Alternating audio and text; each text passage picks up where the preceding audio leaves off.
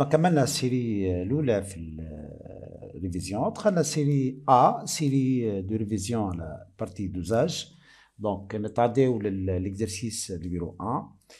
L'acide sulfamique NH2SO3H est un solide blanc à température ambiante qui est utilisé pour détartrer les cafetières. On verse le contenu d'un sachet de masse M égale à 1 g d'acide sulfamique dans une fiole jaugée de volume V égale à 100 ml.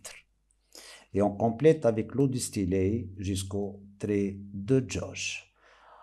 On se propose de doser de cet acide afin de vérifier sa pureté. On prélève un volume V égal à 20 ml, c'est-à-dire 100 ml, on a un volume V égal à 20 ml de la solution. On procède à son dosage avec de la soude. De concentration CB est égale à 0,1 mol/litre moins 1. La courbe d'évolution du pH en fonction du volume versé est donnée ci-contre. أول حاجة ننتبهوا للcourbe. Elle admet un seul point d'inflexion, donc justifié à partir du graphe la force de l'acide. Donc on y la courbe, elle présente un seul point d'inflexion. Donc premièrement, donc, la courbe admet un seul point d'inflexion. Donc un seul point d'inflexion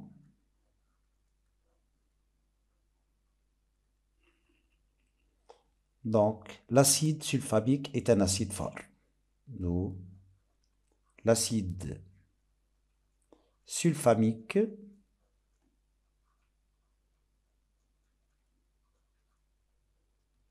est un acide fort.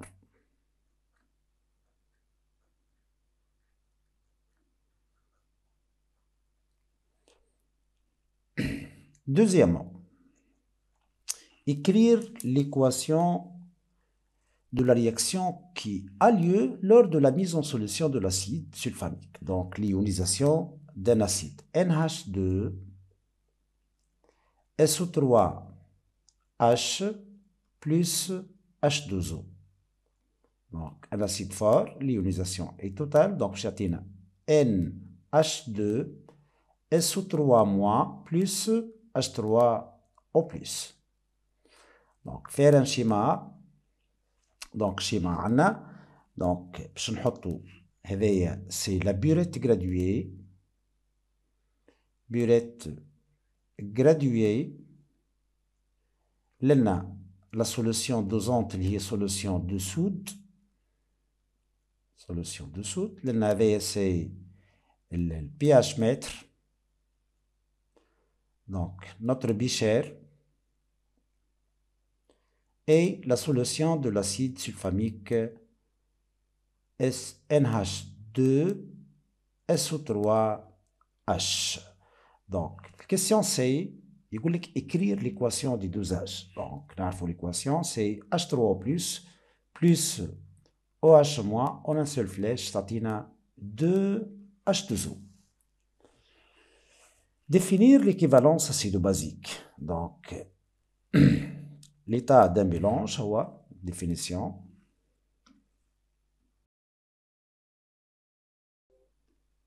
Donc, là, l'équivalence est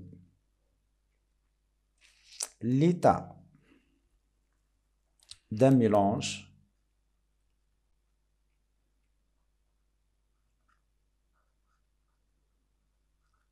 obtenu, bien sûr, lorsque les quantités de matière, les quantités de matière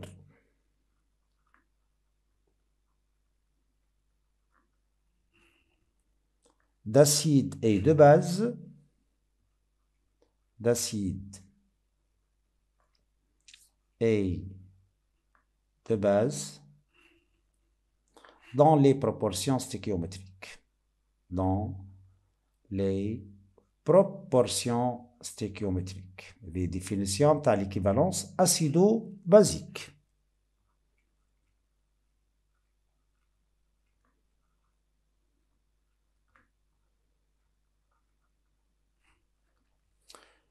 Donc, quatrièmement, à partir de la courbe, déterminer les coordonnées de points d'équivalence. Nous avons la méthode du tangente, donc en utilisant la méthode des tangentes parallèles. Donc, on a le pH à l'équivalence. Le dosage fort égal à 7. Et le volume versé à l'équivalence fait l'ordre de 20,5 millilitres. Donc, cinquièmement, calculer la concentration CA. Donc, on va calculer de deux manières. Donc, on a le pH initial, c'est pH d'un acide fort, est égal à moins log de la concentration C acide. Donc, من هوني نجمو خرجوا la concentration C acide est égale à 10 à la puissance moins pH initial. pH initial من الكورب est égal à 1. Donc, la concentration C est égale à 10 à la puissance moins 1 mol litre moins 1. Mais c'est la première façon. La deuxième façon, donc, c'est à l'équivalence acido-basique. Donc, à l'équivalence acido-basique, donc Ca fois Va égale à Cb fois Vbe. Donc la concentration C acide est égale à Cb fois Vbe sur Va. Donc la concentration Ca égale à 10 à la puissance moins 1 mol litre moins 1. Donc, question B. En déduire la quantité d'acide sulfamique contenue dans une prise d'essai. Vérifier si l'indication portée sur le sachet est correcte à titre que le masse ou le masse molaire. Donc, dans une prise d'essai de volume V égale 20 ml. Donc, dans 20 ml, la quantité, le nombre de moles de l'acide est égal à Ca fois Va est égal à 2 fois 10 à la puissance moins 3 mol. On a la concentration, on a le volume. Donc, dans un sachet, donc 100 ml, il y a 20 ml, fait 2 fois 10 à la puissance moins 3. Donc, dans 100 ml, donc normalement, c'est 5 fois N. Donc, le nombre de moles N' est égal à 5 fois N. Donc, 20 fait 5 fois. Donc, est égal à 0,01. Donc, le N' est égal à 0,01 mol. Donc, or, le nombre de moles est égal masse à la masse molaire. Donc, من هوني باش نخرجوا الماس M. Donc, est égal au nombre de moles fois la masse molaire. Donc, la masse M est égale au nombre de moles, c'est 0,01 fois la masse molaire, c'est donné, c'est 97. Donc, chatina 0,097. Donc, c'est presque 0,97. Donc, 0,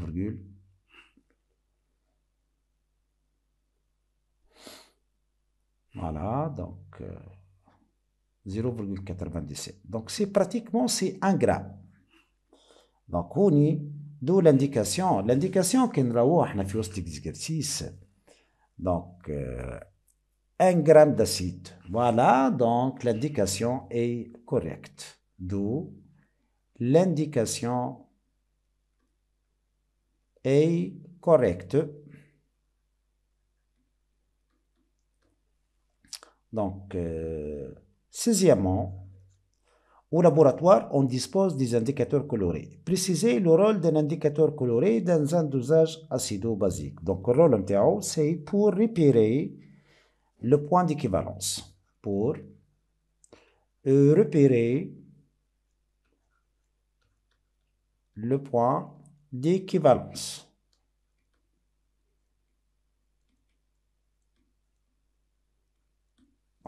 Question B. Que veut dire un indicateur coloré convenable? Donc, un indicateur coloré convenable, si ce sont des virages, la zone de virage contient le pH à l'équivalence. Donc, la question C. Donc, on applique la définition d'un indicateur coloré. Donc, باش نلقاو le pH à l'équivalence. pH à l'équivalence égale à 7 appartenant à l'intervalle 6, 7,6. Donc, notre choix, c'est le bleu de bromothymol. C'est le BBT. Voilà. C'est l'indicateur coloré interne. Donc, septièmement, si on rajoute 10 ml dans le bécher avant le dosage, c'est-à-dire on va diluer. Donc, est-ce que le pH initial va changer, le volume versé à l'équivalence va changer, est-ce que le saut de pH sera plus petit? Donc, là, pour le pH initial, il change. Donc, la proposition est vraie. Donc, là, c'est vrai, à la khater, si on dilue un acide, le pH augmente. Si on dilue un acide, pH augmente. Le volume versé à l'équivalence va changer. Le volume versé à l'équivalence va changer. Est-ce que la proposition vraie ou fausse? Donc, c'est la proposition est fausse. Allez, le nombre de moles reste inchangé. Car la quantité de la matière d'acide reste inchangée.